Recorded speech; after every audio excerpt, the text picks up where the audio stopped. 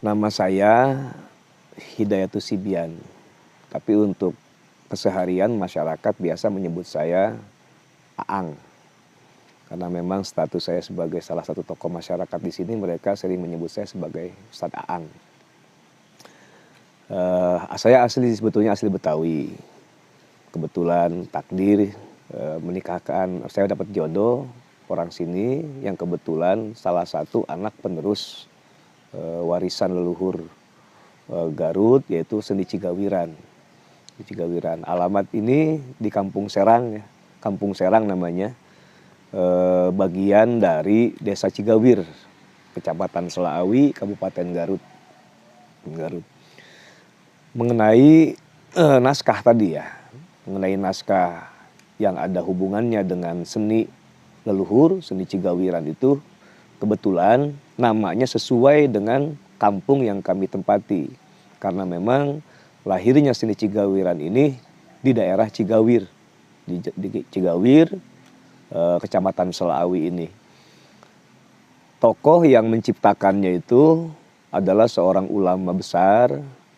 Beliau bernama Raden Ahmad Jalari. Menurut riwayat itu sekitar tahun 1828. Waktu itu beliau setelah menimba ilmu di suatu tempat yang ada di daerah Madiun, Jawa Timur, kepulangan beliau lalu berkiprah di masyarakat sebagai tokoh ulama penyebar agama. Uniknya beliau itu memiliki keahlian dalam bidang seni wawacan atau seni karawitan, yaitu yang kita kenal dengan sebutan Cigawiran itulah. Kalau misalnya di Cianjur dan di Cianjuran, kalau di Tasik ada Ciawian atau Pager Agengan, kalau di daerah Garut itu seni karuhun, leluhur, warisan leluhur Sunda itu namanya Cigawiran. Saya Raden Lulu Fadilah Busolihah, putri dari Kyai Haji Raden Yatimiati almarhum. Saya akan mempersembahkan salah satu rumpaka atau syair Cigawiran lewat salah satu pupuh yang 17 yang bernama Sinom.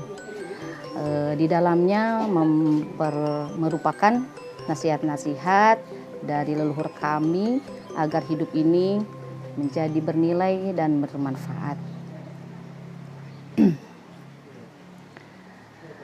Ari lampah nu sampurna nu nyalametkeun ka diri,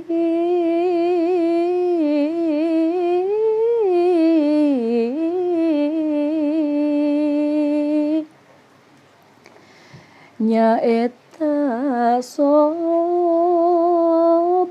tawakal,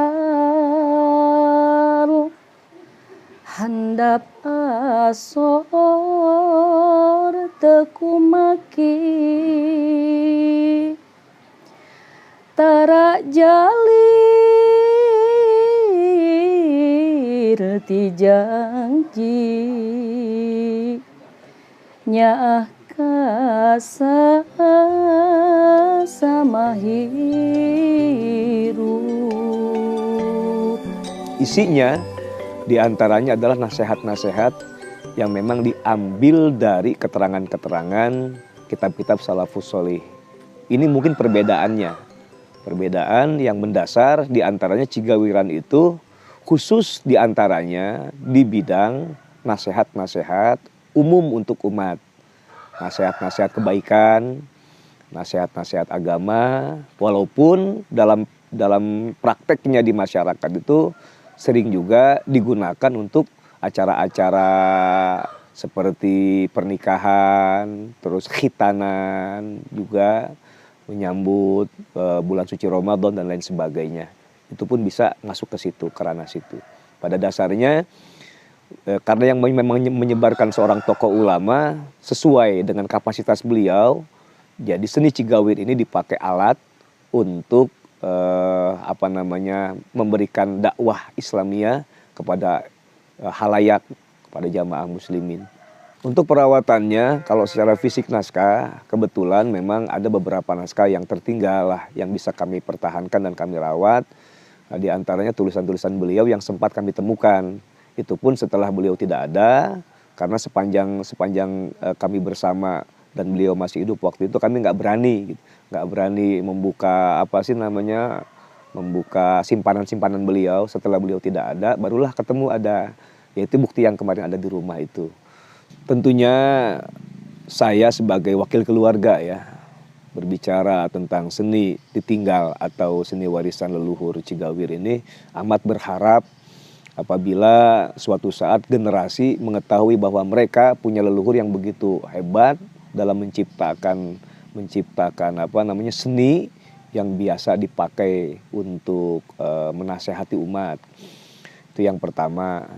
Nah, yang kedua, saya juga berharap dengan adanya digitalisasi ini banyak para penyandang-penyandang seni yang terangsang untuk mau mempelajari karena memang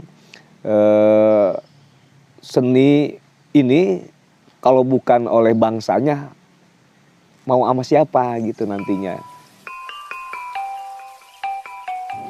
Potret Garut dalam landscape sejarahnya menyangkut kebudayaan, saya bisa mengatakan bahwa menurut pengalaman saya dan kabar yang tersebar, Garut adalah gudangnya sejarah. Sejarah peradaban tentang menyebarnya agama lewat budaya itu memang terasa sekali ketika dalam pengalaman perjalanan dakwah saya lah, sepanjang selama ini ada di Garut, selalu saja dihubungkan dengan peninggalan-peninggalan sejarah dan peninggalan-peninggalan budaya. Penyebaran agama banyak para tokoh-tokoh penyebarnya yang memang melalui media-media budaya Sundawi, juga pelestarian naskah-naskah sejarah itu sendiri sering sekali digunakan sebagai media untuk melancarkan atau memudahkan proses dakwah itu sendiri. Hasanah naskah yang ada di Tatar Sunda, di Priangan sebetulnya sangat kaya. Jadi naskah-naskah itu ada yang tersimpan dengan baik dan terorganisir di lembaga-lembaga, baik itu pemerintah maupun lembaga adat. Tapi juga yang lebih banyak lagi yaitu naskah-naskah yang tersebar di masyarakat pribadi. Garut merupakan salah satu kantong penyebaran Islam di wilayah Pasundan.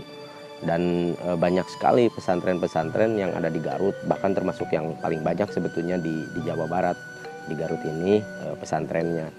Dan kalau kita lihat kemarin ada 2 koleksi dari Ibu Ani dan Pak Haji almarhum Iyad Dimyati, itu kita bisa menemukan dari 2 koleksi itu saja banyak sekali keunikan-keunikan yang bisa kita pelajari yang berbeda dengan naskah-naskah dari tempat lain.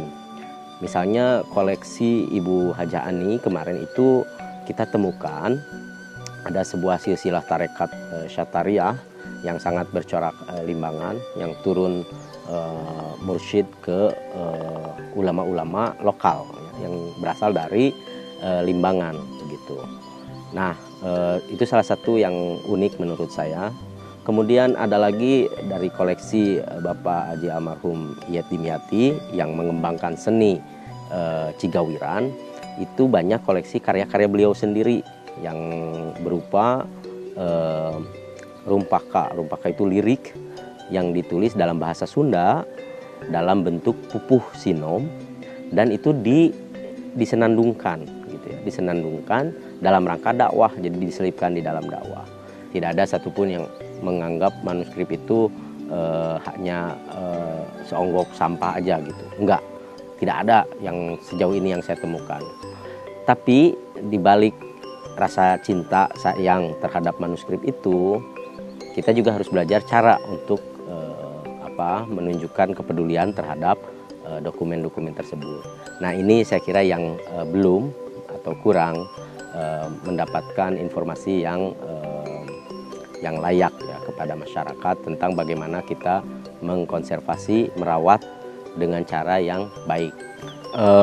Mungkin itu perspektif ya, perspektif saya. Memang manuskrip itu mungkin menjadi sangat menarik karena dia mengandung teks.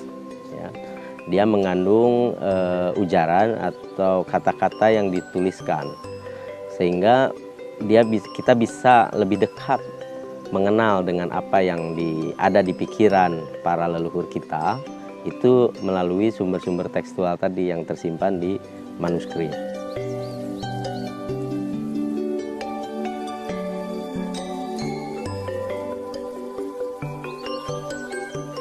Dreamsea memiliki tujuan untuk mempreservasi dan mengkonservasi dalam artian mengalihmediakan isi teks dari manuskrip, dari naskah dalam bentuk digital, sehingga naskah kemudian dapat terpreservasi secara digital dan kemudian kami simpan dalam website yang dapat diakses secara umum, secara bebas, secara dengan mudah gitu ya oleh publik.